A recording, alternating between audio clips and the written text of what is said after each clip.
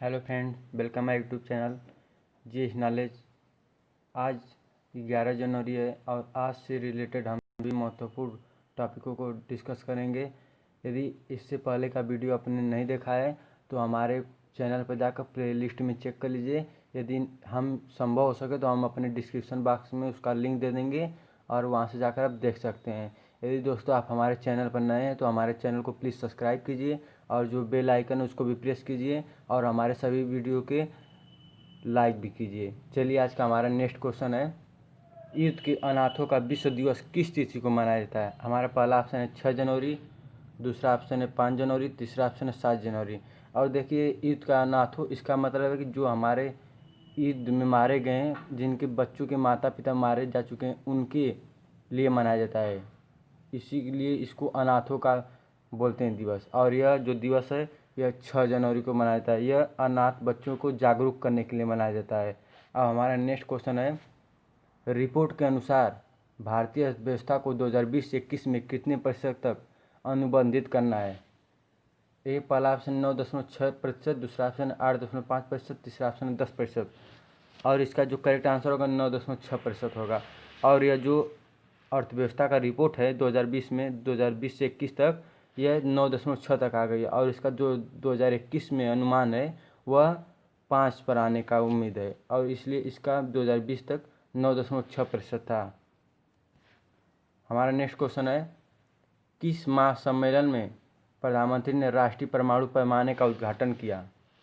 पहला option national solar conclave, दूसरा option है नेशनल मेट्रोलॉजी कॉन्क्लेव, तीसरा ऑप्शन नेशनल काउंसिल कॉन्क्लेव। इसका जो करेक्ट आंसर होगा नेशनल काउंसिल कॉन्क्लेव होगा।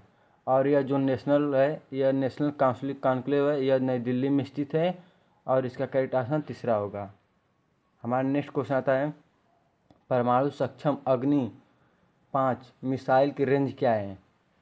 देखिए इसका पहला ऑप्शन है 5000 मीटर, दूसरा ऑप्शन है 3500 मीटर और तीसरा ऑप्शन है 4000 किलोमीटर। अब हमारा जो इसका करेक्ट आंसर होगा वह 5000 मीटर होगा। हमारा नेक्स्ट क्वेश्चन आता है, किस शहर में CIPI केंद्रीकृत नेटवर्क लैब का उद्घाटन किया गया है।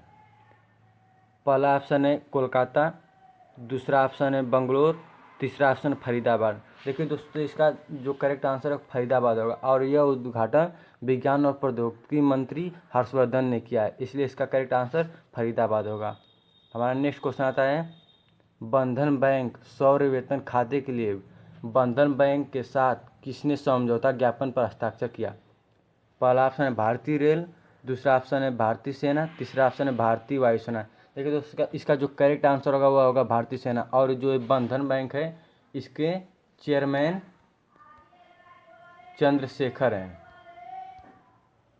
और इस बैंक की जो स्थापना हुई थी यह 23 अगस्त 2015 को हुई थी।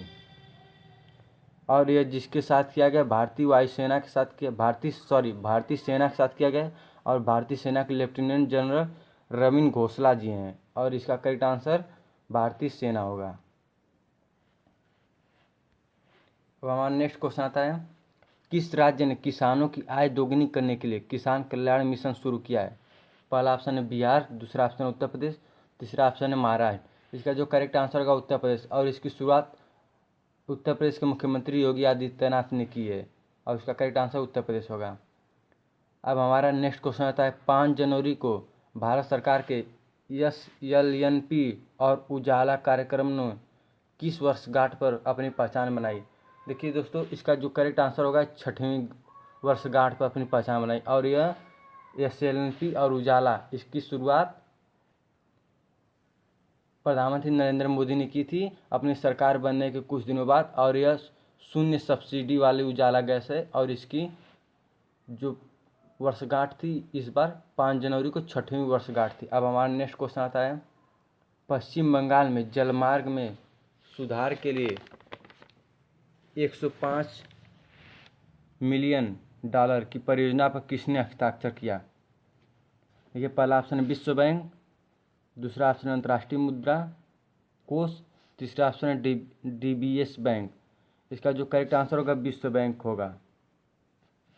और यह बंगाल सरकार और भारत तथा विश्व बैंक के बीच हस्ताक्षर किया गया है। बंगाल सरकार यानी ममता बनर्जी के बीच और केंद्र सरकार के बीच और विश्व बैंक के बीच ये हस्ताक्षर किया गया है। हमारा नेक्स्ट क्वेश्चन आता है, किस बैंक ने PIDF योजना के संचालन की घोषणा की है? ये इसका पहला ऑप्शन है एशियाई विश्व बैंक, दूसरा ऑप्शन है भारतीय रिजर्व बैंक, तीसरा ऑप्शन है विश्व बैंक। इसका जो करेक्ट आंसर होगा भारतीय रिजर्व बैंक होगा। और जो PIDF इसका पूरा नाम होता है भुगतान अवसंरचना विकास निधि, ये पूरा नाम होता है PIDF का। अब हमारा नेक्स्ट क्वेश्चन आता है, AIFF के प्रथम महासचिव के रूप में किसे नियुक्त किया गया? देखिए AIFF का पूरा नाम होता है अखिल भारतीय फुटबॉल महासंघ। इसका जो पहला ऑप्शन दीपक कुमार, दूसरा ऑप्शन मनोज यादव और तीसरा ऑप्शन अभिषेक यादव। इसका करेक्ट आंसर अभिषेक यादव होगा। हमारा नेक्स्ट क्वेश्चन आता है, कैबिनेट ने निर्दिष्ट कुशल कार्यकर्ताओं में साझेदारी के लिए किस देश के साथ MOC पर हस्ताक्षर करने को मंजूरी दी है? इसका जो पहला ऑप्शन है जापान, दूसरा ऑप्शन है ईरान, तीसरा ऑप्शन है अमेरिका और इसका जो करेक्ट आंसर होगा ये जापान होगा। और ये इसलिए प्रणाली पर हस्ताक्षर किया गया है, यह कार्यकर्ताओं संबंधित सही ढंग से चलाने के लिए किया गया है। हमारा नेक्स्ट क्वेश्चन आता है, व्यवसाय करने में आसानी की रेखा पर केंद्रीय मंत्री ने किस पोर्टल को लॉन्च किया है? पहला ऑप्शन है BHU नक्शा, दूसरा ऑप्शन है उद्योग सखी पोर्टल, तीसरा ऑप्शन है फ्रेंड बिजनेस डेवलपमेंट पोर्टल। देखिए दोस्तों, इसका correct answer friend development business portal होगा। और यह इसलिए किया गया है, यह जिन लोगों को माल की ज़रूरत होगी उनसे और भारतीय रेल के बीच में किया गया है हस्ताक्षर। अब हमारा नेक्स्ट क्वेश्चन आता है, किस कंपनी को भारतीय सेना को उच्च गतिशील वाहनों की पूर्ति के लिए MOD से आदेश प्राप्त हुए हैं? पहला ऑप्शन है टाटा मोटर्स, दूसरा ऑप्शन है L&T, तीसरा ऑप्शन है BML। और देखिए टाटा मोटर्स है जिसके संस्थापक रतन जी हैं, रतन टाटा। और इसका करेक्ट आंसर है वह BML है। और यह उपकरण बनाने के लिए इस कंपनी को केरल की तरफ से पलक्कड़ संयंत्र में किया जाएगा। इसकी आपूर्ति पलक्कड़ संयंत्र में किया जाएगा और यह BML है जो केरल में स्थित है। दोस्तों आज के लिए बस इतना ही। यदि आपको वीडियो अच्छा लगा है तो प्लीज़ लाइक कीजिए, अपने दोस्तों के साथ शेयर कीजिए। यदि आप चैनल पर नए हैं तो प्लीज़ सब्सक्राइब कीजिए। दोस्तों यदि आपको वीडियो अच्छा लगता है तो हम अगले वीडियो से आपको PDF का लिंक भी देते जाएंगे डिस्क्रिप्शन बॉक्स में, यदि आपको वीडियो अच्छा लगा तो। Thank you.